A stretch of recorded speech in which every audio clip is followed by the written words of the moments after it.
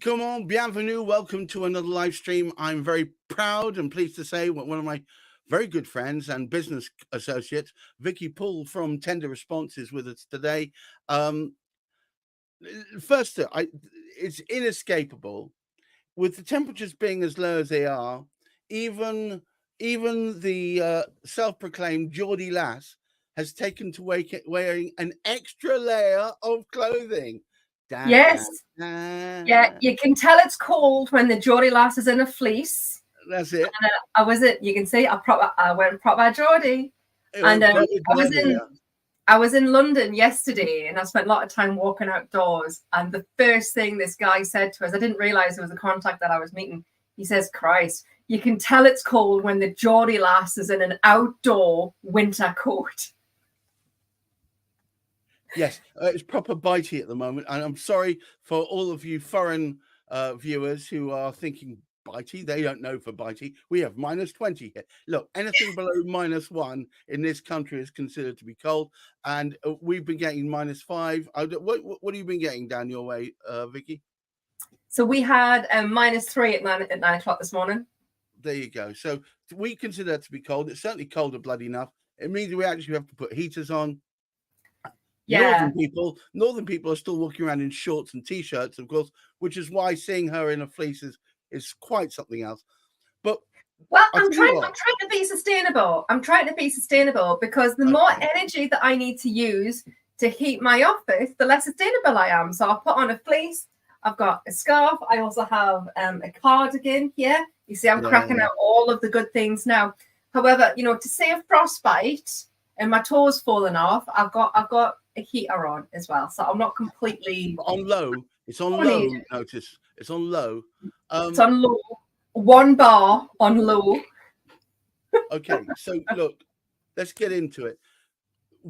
Obviously, what Vicky's all about, and what we all know she's all about, is about tender response, about how you respond to tenders. And part of that is understanding the language and understanding what to do when they ask you questions which you might never, under normal conditions, have ever considered. And today's topic is all about, would you believe, modern slavery, something that most of us only hear about in the news, but it does come into play whenever you go to tender. Tell us more, Vicky. Absolutely. So when you're responding to a tender, you get asked if you're compliant with modern slavery regulations. And most people say, well, I think so, and they press tick. But nowadays there's the SQQ, Standard Qualification Questionnaire, because they need more acronyms in public sector. There was a new one that came out last year, and in there they ask if you're an authorized company as defined under the Modern Slavery Act. Now, an authorized company is a company that turns over, I know, 37 million or above, or rather it's 36 and change. So I say 36, government says 37, but I say 36. So if you turn over 36 million or above, then you need to have a modern slavery policy. If you trade under 36 million, you may be asked for a modern slavery statement. Now, most people think, well, slavery, you kind of like conjure an image in your head about what a slave is. And I don't work with anyone like that. So of course I'm compliant. Not necessarily, because modern slavery is not just what happens inside your organization. It's how you identify modern slavery in the workplace with your partners, your suppliers, and within your chains. So if you subby out if you sub out parts of your country, MP hats, many purple hats, I need to verify, or I have to have an onboarding process that certifies that Gareth, his staff are paid a fair wage, that they work certain hours, and I have to have a full onboarding process. Now, because this is all a bit, if you're not in a huge organization, most SMEs don't know where to go to find this information. So not only do I have a blog that's got all of the information that you need to know, and it's a 10-minute read. I can't believe I managed to get it all in 10 minutes. But there's a whole load of links in there, very useful links for SMEs that also point you towards free training. So when you're doing, I know, and it's updated annually by government. So these links are the kind of links that any SME can go to and just click on the links, complete the training, do it in a Friday afternoon. And when you click yes, that you're compliant with modern slavery, you can actually say, well, yes, we're compliant with modern slavery. We do our annual trainings. We do this. We have this. This is the system we use. And here's our last audit. And I don't have a mic, but mic drop. So you have everything there. You have everything. Okay. I'm going to ask you, what kind of training do you need to not tie someone to a kitchen sink or not underpay someone? I mean, you're still thinking from an organizational perspective. Oh, the training is about how I would identify that Gareth is chained to a desk. Like, what are the warning signs? So warning signs. Yeah, so it's like rope burns on the wrist and malnutrition. As you can see, I am malnutrition. But so they have little courses to help you to identify where modern slavery could be occurring. So if you're working with the UK company and a lot of their processes are offshored, for example, how can they verify that the persons offshore are held to modern slavery standards? So do they have the ability to take a lunch break? Or do they have access to facilities? And these are the kinds of questions that you can ask. And if you don't get the answer that you're expecting from your contracts manager, when you're speaking to the individuals directly, and I've been known to do this once or twice, just subtly work in a couple of questions. So, oh my God, Gareth, isn't it like 2 a.m. in Bangladesh? So, oh yes, we work on shifts. Great. So when does your shift finish? It's like, it could be like 8 o'clock in the morning, or it could be at 3. You never know, but it's always nice to ask. Wow. And they get because part of my team works in Indonesia, but they start their day at 11 o'clock their time, and they finish at midnight their time, and he takes an hour to an hour and a half break in the middle. He has facilities about 3 feet to the right, and I've got him nervous and square. I'm just trying to work it out now. Yeah, for the viewers watching us today, I have already asked members of Gareth's team all the relevant questions, and I can certify that Gareth's team, who are based over in Indonesia, are not presently subject to modern slavery. No, and they get paid above the average wage, and they get paid on time every time without question. And I think for the moment they're pretty happy, actually. Well, interesting you talk about paying on time. So when you're all of the bigger companies that turn over multiple millions, it's just assumed that they pay their subcontractors on time. And a lot of them don't. So one of the questions that you get asked now within the standard qualification questionnaire response, the SQQ, is what proportion of your invoices are paid in less than 30 days, 31 to 60, 61 to 90, and over 90. Now, interestingly, there are some organizations that have 120-day payment terms upon successful acknowledgement of an invoice. So I could send you an invoice on like the 1st of January. You might leave it in your inbox because your SLA is 30 days. Right. You then tell me on the 30th of Jan that you've acknowledged the invoice, and then I have to wait 120 days to get payment. There are some organizations like that. In a previous existence, one of my clients was Debenhams, and they demanded 90 days pay after a 30-day something. So it was 120 days. Yes. Yeah. Ridiculous. Yeah.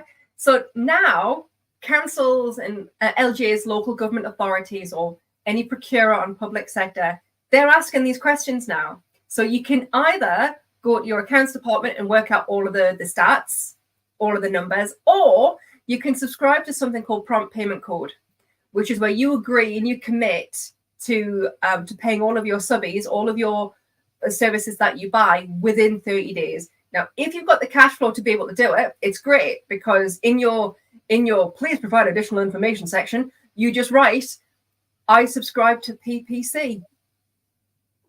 And then it's full marks because you're fully compliant. Right. Of but course, I mean, it being subscribed. So should everybody be subscribed to that, frankly?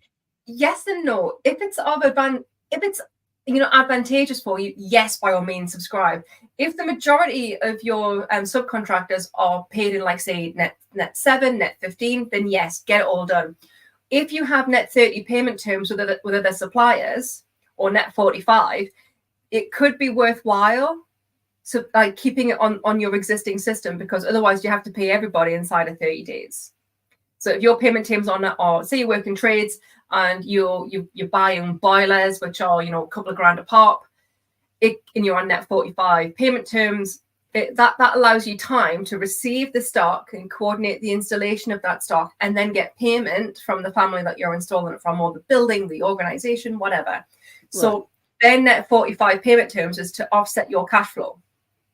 Whereas if you subscribe to PPC, prompt payment code, you're agreeing to pay everybody inside of 30 days. So that could upset your cash flow and your dynamics.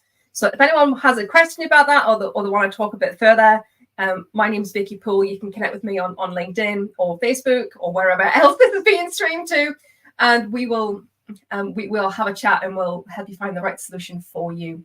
It's also worth to note on PPC that you get an annual review from government. So just because you're compliant now, if you miss your compliance in, say, 6 months' time, you can have your status removed, but you can reapply. So you have a resources document, do you not? I do. I have oodles of resources. So it's www.tenderresponse. Gareth, actually, just let me correct that for you. For some strange reason, that link doesn't automatically divert to my website. No worries though. So on my resources tab, there's all sorts of things. Really? So you can go in there. Yeah. So in there, there's this form there for SQQ, Standard Qualification Questionnaire, and you can download that so you can actually see the kinds of questions that you're going to be asked for. Now, I have one of these, and I create one of these for all of my clients as well. Thank you, Gareth, because it's very handy just to keep all of the relevant information together in one place.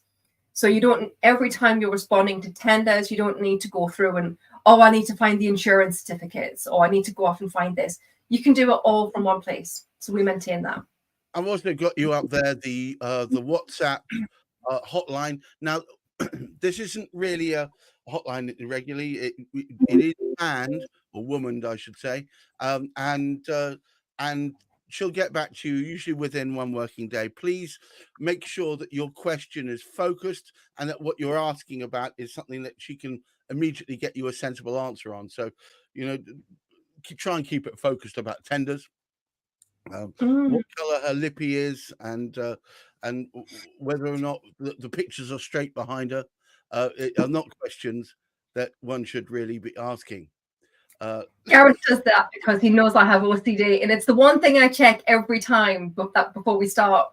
Absolutely. Well, there you go. But there you go. So overall, your focus at the moment isn't purely about getting people in who are needing a tender approved immediately. It's more about raising the profile of it and getting them to understand that a lot of businesses, I think, who have discounted perhaps being going for tenders, there may be a way for them to do so that they can actually benefit from, because tenders are often for a year, 2 years, 3 years. It'd be, how great would it be to guarantee an income stream for the entirety of a year? Oh, and then some. So I'm qualifying tenders this afternoon with a client where 2 of them are for 7 years and 1 of them is for 5 years. And these are initial terms. And, those contracts are north of £6 million. So they are huge tenders. Now, when you've got stock responses, or that you've done like your initial work, it's all about having stuff together in the right place. So understanding your modern slavery requirements, your sustainability requirements, any HR requirements, because the last thing you want to be doing is responding to a tender, and then you also need to go off and get the answers to all of these questions. So when you're doing a little bit of prep work, it takes no more than, a phone call with me, and I'll give you some actions, and then you go away and do them.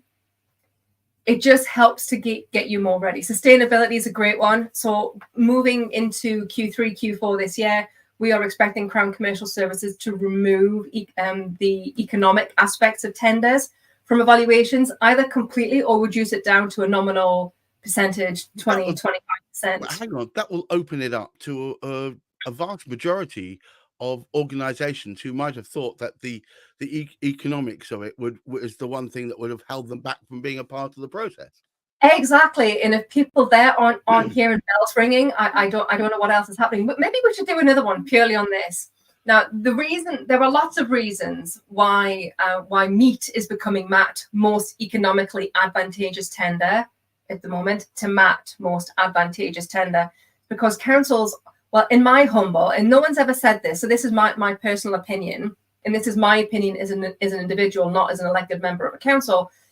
You know, you can never achieve, or you can never strive to achieve, your carbon goals, your sustainability goals, working with the right partners that have the same ethos and social value, if you're not manually moving in that direction. Yes, there has to be a commercial element. You can't pay 5 times more than what you're currently paying for a project or contract. Of course not. But if there's £10 difference between it, council should have the ability to go, well, actually, we're not going to go with that. We're going to go with tender response MP hats because they meet our social value objectives. That carbon neutral. It's a race to the bottom, isn't it? It's just a Dutch auction. You're just going for the whichever happens to be 5 pence cheaper. It can be, yes. And I think I think we're going to see a rise in requests for quotes.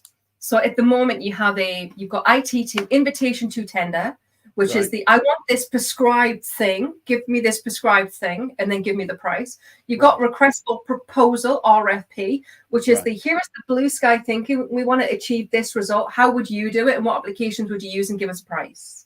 Right. I think we're going to receive a lot more requests for RFI, request for informations, which is the little sister version of the RFP, which is this is the result we want to achieve. How would you do it? Right. And then I think we're going to start seeing a lot more RFQs where they kind of look at it and go, well, yes, we're looking for a car, but we're looking for one that hasn't had a fault or a defect in the last 10 years and is electric and is this, and you can fit so much in the boot space. And then an old friend of mine, John Gower, hey John, of Omni, has piped in and said, of course, Dutch auctions, lower quality and assurance. And he's quite right. If it's just about getting the cheapest, you're going to end up with probably not the best. So you need to marry up economic viability with as closeness to your ethos and your quality goals as you can. As possible, yeah. And of course, for councils, if any council procurement members watching this, because let's face it, we all know that they do. Hey guys, there are other ways that you can procure as well. So you don't have to go down the RFQ. You can buy direct from frameworks.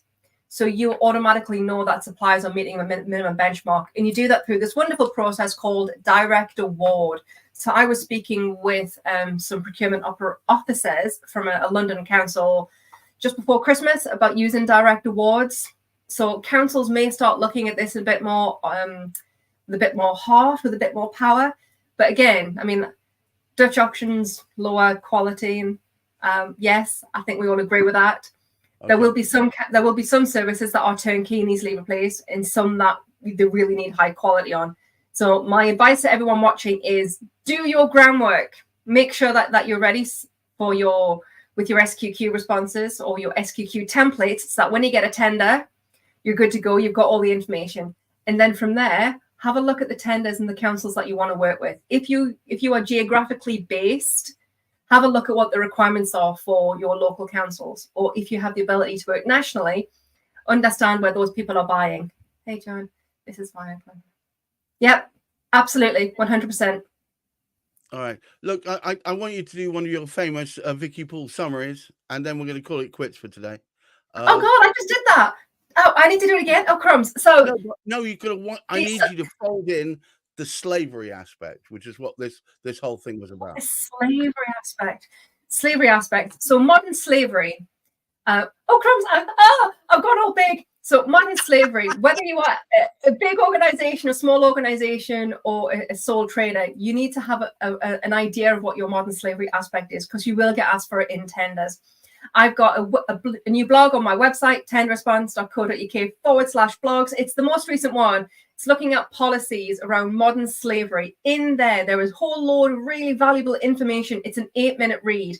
And in there's links to training. There's links to demonstrate your compliance. So when you come to your modern slavery question and you tick that box, yes, you're compliant, you can then write a statement, or you have the option to get in touch with us and we can give you one of our standard modern slavery statements for £59. We do lots of policies at the moment as well for lots of organizations. So if you're looking for a policy and you haven't got one, we probably do. So get in touch. Fabulous. As ever, it remains just for me to thank Vicky for ongoing, really, really sage and cogent advice. And please, everybody, we do this regularly. It tends to be every Thursday. Look out for it. And Wednesday. So, oh my God. Wednesday. I'm getting ahead of myself. Is it Wednesday? We do this every Wednesday. That'll be cut out in post.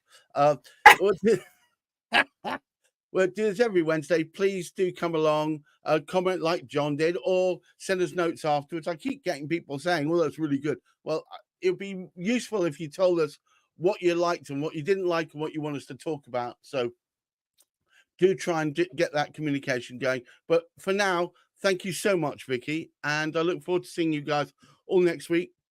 I wish you a fruitful week and, of course, good mental health. Bye-bye now. Bye, guys. Thanks for tuning in.